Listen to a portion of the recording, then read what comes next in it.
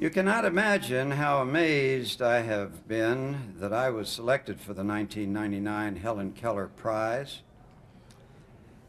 I'm acutely aware of the great number of highly deserving vision scientists and clinical ophthalmologists who collectively are making major contribution towards Helen Keller's repeated pleas for help to hasten the day when there shall be no blindness.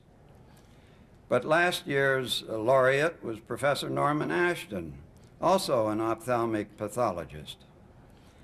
How can we calculate the long odds against awarding this coveted prize to two ophthalmic pathologists in consecutive years? I'll not try to answer that question, but I do want to accept the award as an expression of the profound appreciation of the committee for the myriad contributions that ophthalmic pathology and ophthalmic pathologists worldwide have been making. Many have been aimed directly in the direction of helping achieve Helen Keller's goal of conquering blindness. This recognition of the contributions of ophthalmic pathology could not come at a more critical time. Ophthalmology in general and ophthalmic pathology in particular need help. Let me take a moment to explain. Before the turn of the century and during the first several decades of the 20th century, the United States had made little progress in ophthalmic pathology. There were a few notable exceptions: Pierhoff in Boston, Friedenwald in Baltimore, Theobald in Chicago, and a very few others had begun to establish laboratories in their respective institutions. But in most communities across America, there were neither pathologists nor technicians interested in or trained for ophthalmic pathology.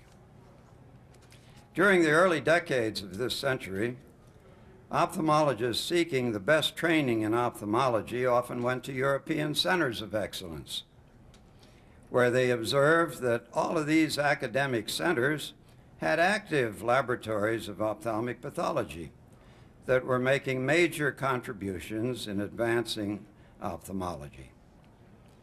Such an experience motivated Harry Gradle of Chicago and his colleagues in organized American ophthalmology to petition the Army Surgeon General and the curator of the old Army Medical Museum to establish a laboratory for ophthalmic pathology at the Army Medical Museum. Now that was in 1921. And it proved to be a huge success, leading to the development of the Registry of Ophthalmic Pathology.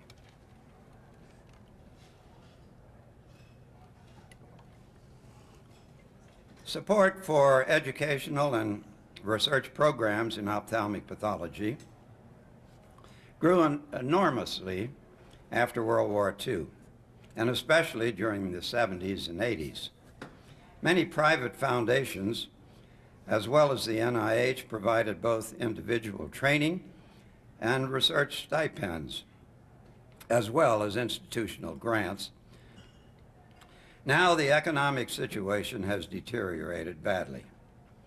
Many, perhaps most academic institutions are in such financial distress that many laboratories for ophthalmic pathology are closing down or are greatly limiting their capabilities and attracting no new personnel. The generous help of private foundations, as well as the NIH, is desperately needed, lest we regress to the deplorable conditions that existed at the beginning of this century. Let me make an important point here. Many highly significant advances and the development of new concepts have evolved mainly as a consequence of the commingling of clinicians and pathologists in the retrospective clinical pathologic discussions of cases thoroughly studied at academic centers. It doesn't always require the latest and extremely expensive high-tech equipment and the use of experimental animals to make major advances towards the prevention of blindness. Here I would like to cite a specific example, one that involves our own family. Over 31 years ago, our youngest child was born with bilateral retinoblastomas. But it wasn't until age 4 months that he had developed an obvious leukocoria in his right eye. The left eye had 3 tiny perimacular lesions that were visible only by ophthalmoscopy. At that time, it was still routinely practiced to recommend enucleation of the eye with a more advanced tumor and radiation therapy for the other eye. At the recommendation of our good friend and colleague in Washington, Dr. Marshall Parks, we took our baby to Drs. Algernon Reese and Bob Ellsworth in New York.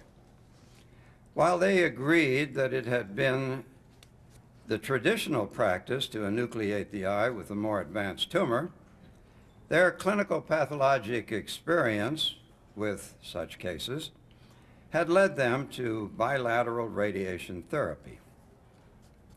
Retrospective clinical pathologic studies showed that bilateral radiation did not worsen the prognosis, but did usually prevent the loss of the eye to enucleation.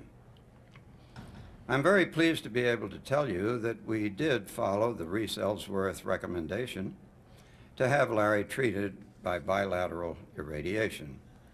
And he has enjoyed an essentially normal life, despite the loss of his right macula, where the largest tumor had been situated.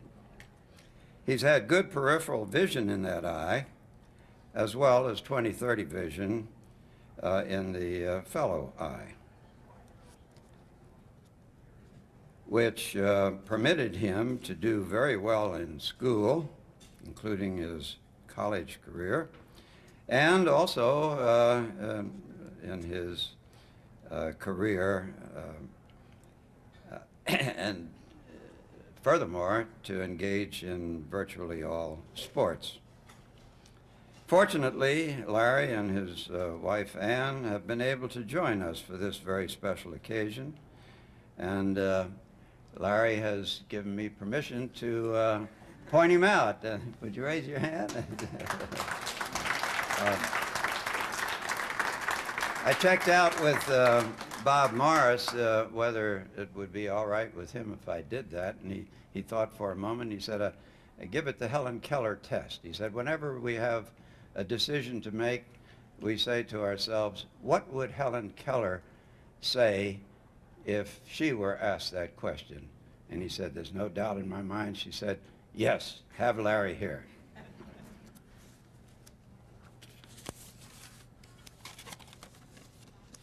The retinoblastoma success story contains many contributions made by ophthalmic pathologists. Before the turn of the century, almost all children with retinoblastoma everywhere in the world had a lethal outcome. Pathologists discovered that the optic nerve provided a direct route for the spread of tumor from the eye to the brain, and as a consequence recommended removal of as long a segment of optic nerve attached to the enucleated eye as possible, and to do this as a routine procedure. Eventually, with other advances making possible earlier surgical intervention, this policy of removing a very long segment of optic nerve proved to be crucially important in reducing the fatality rate in retinoblastoma, so that by mid-century, about 3/4 of children with retinoblastoma could be saved by enucleation. And now the success rate is in the neighborhood of 95 to 100% in the more highly developed, socioeconomically more privileged parts of the world. Last week at the International Congress of Ocular Oncology in Philadelphia, we learned of another example of how the lack of pathologic studies has interfered with the long-term goals of the collaborative ocular melanoma study, supported by the NIH, but not adequately funded to achieve all of the desired results. It had been hoped that all patients who died after treatment for uveal melanomas would have complete postmortem examinations to ascertain the cause of death, and if due to metastatic melanoma, to determine the distribution of metastases. Unfortunately, as has been the case, autopsies were performed in only 6% of the fatal cases in the COMS study. A major reason was that patients usually died at home or in nursing homes. To arrange for complete postmortem studies would have been too costly for most families or their medical insurance providers. So the opportunity to obtain the desired long-term goal was lost for lack of adequate funding for this famous prospective collaborative study. Appreciation for the potential contributions of routine postmortem, as well as routine surgical pathologic studies, seems to have been lost by some of those administrators who make key decisions impacting on research projects. It is therefore heartwarming for those of us in ophthalmic pathology that the Helen Keller Prize Selection Committee has awarded the prize to ophthalmic pathologists these past 2 years. Your additional support in the form of solicitation for funding of ophthalmic pathology laboratories would be most helpful. As you can see, I've learned something from Helen Keller, who referred to herself as an international beggar. We do need to become more actively involved in begging for funding for our laboratories. Ladies and gentlemen, on behalf of the Helen Keller Research Foundation, I personally thank all of you for coming to this 6th annual award ceremony. Thank you all very, very much.